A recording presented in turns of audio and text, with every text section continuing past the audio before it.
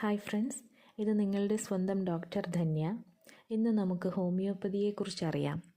1790 German ഭിഷഗ്വരനായിരുന്ന doctor Samuel ഹാനുമാൻ ആവിഷ്കരിച്ച നൂതന ചികിത്സാ സമ്പ്രദായം ഇന്ന് ലോകത്തെ ജനപ്രിയ ചികിത്സാ ശാഖകളിൽ രണ്ടാമത്തെയും ഇതര വൈദ്യശാസ്ത്ര മേഖലകളിൽ ഒന്നാമത്തെയും സ്ഥാനം അലങ്കരിക്കുന്നു. ആശ്രയിക്കുന്ന രോഗികളുടെ എണ്ണം വെച്ച് നോക്കിയാൽ ഇത് വളരെ സ്പഷ്ടവുമാണ്.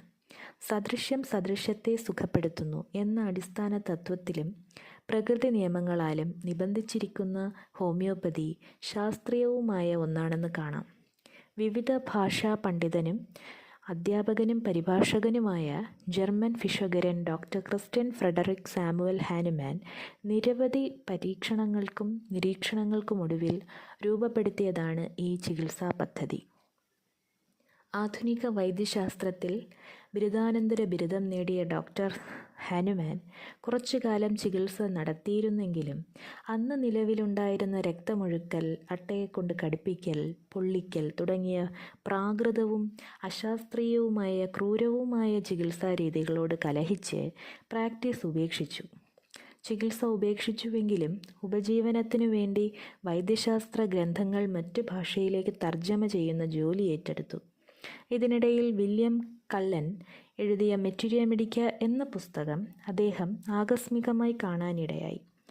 ക്വൈന എന്ന ഔഷധത്തിൻ്റെ കയ്പ് രസമാണ് മലമ്പനി ഭേദമാക്കാൻ കാരണമാവുന്നത് എന്ന ഒരു പരാമർശം ആ പുസ്തകത്തിലുണ്ടായിരുന്നു. ഇത് അംഗീകരിക്കാൻ അദ്ദേഹം തയ്യാറായില്ല. കയ്പ് രസമുള്ള മറ്റു വസ്തുക്കൾ എന്തുകൊണ്ട് എന്ന് ചിന്തിച്ച ഡോക്ടർ ഹാനുമാൻ ക്വൈന മരുന്ന് സ്വയം കഴിച്ചു നോക്കി. അത്ഭുതമെന്ന് പറയട്ടെ, മലമ്പനിയുടെ ലക്ഷണത്തിന് സമാനമായ ലക്ഷണങ്ങൾ അദ്ദേഹത്തിൽ പ്രത്യക്ഷപ്പെട്ടു. സുഹൃത്തുക്കളിലും കുടുംബാംഗങ്ങളിലും പരീക്ഷിച്ചപ്പോഴും അങ്ങനെ തന്നെ കാണപ്പെട്ടു. ഇതിൽ നിന്നാണ് ഹോമിയോപ്പതിയുടെ പിറവി. ആരോഗ്യമുള്ള ഒരു ശരീരത്തിൽ രോഗസമാനമായ ലക്ഷണങ്ങൾ ഉണ്ടാക്കാൻ ഒരു വസ്തുവിനുള്ള കഴിവാണ് സമാന ലക്ഷണങ്ങൾ ഉള്ള രോഗത്തെ സുഖപ്പെടുത്താൻ ആ വസ്തുവിനെ സഹായിക്കുന്നത് എന്ന അടിസ്ഥാന പ്രമാണം നിരവധി പരീക്ഷണങ്ങൾക്ക് ശേഷം അദ്ദേഹം പ്രസിദ്ധീകരിച്ചു. സദൃശ്യം സദൃശ്യത്തെ സുഖപ്പെടുത്തുന്നു, അഥവാ ലൈക്ക് ക്യൂർസ് ലൈക്ക് എന്നതാണ് ഹോമിയോപ്പതിയുടെ അടിസ്ഥാന തത്വം.